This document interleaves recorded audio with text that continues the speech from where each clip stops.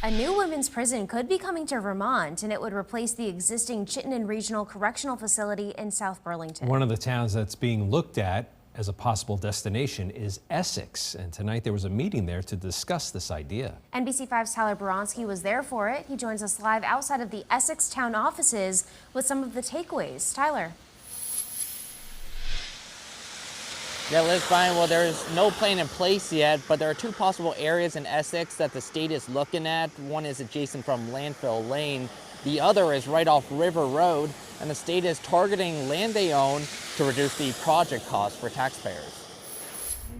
In the search of finding where to put a new women's prison in Vermont, the town of Essex has become an area of interest. We like to be on or near municipal utilities, close to public transit, and the size of the site we need.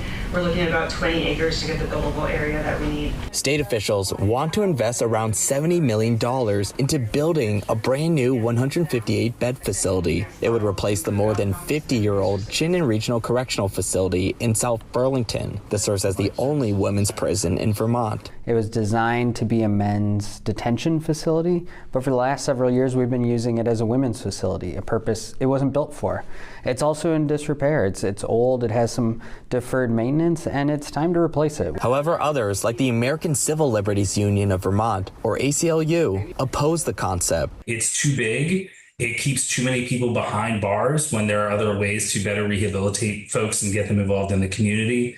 And it's just too costly. ACLU's advocacy director, Falco Schilling, says there are better ways the state should spend their money. Investments in things like housing, better treatment infrastructure, harm reduction, and numerous other ways we can support people in making sure that the folks who are incarcerated don't get involved in crime in the first place. And if they do get involved in the criminal legal system, that they have better supports to re-enter their communities. But Vermont's Department of Corrections Commissioner Nick Demmel feels a new facility could help them accomplish a lot of those same goals. Our job is to take care of folks when they're with us.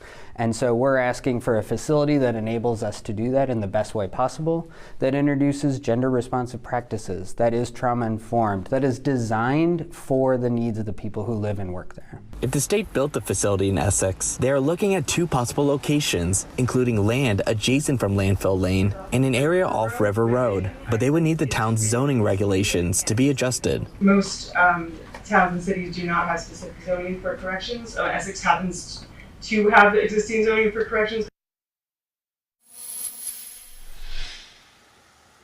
Now, the state will present their plans to the town of Essex again in the next 2 to 4 weeks, and there will be a public hearing at that meeting. Live from Essex tonight, Tyler Boronsky, NBC5 News.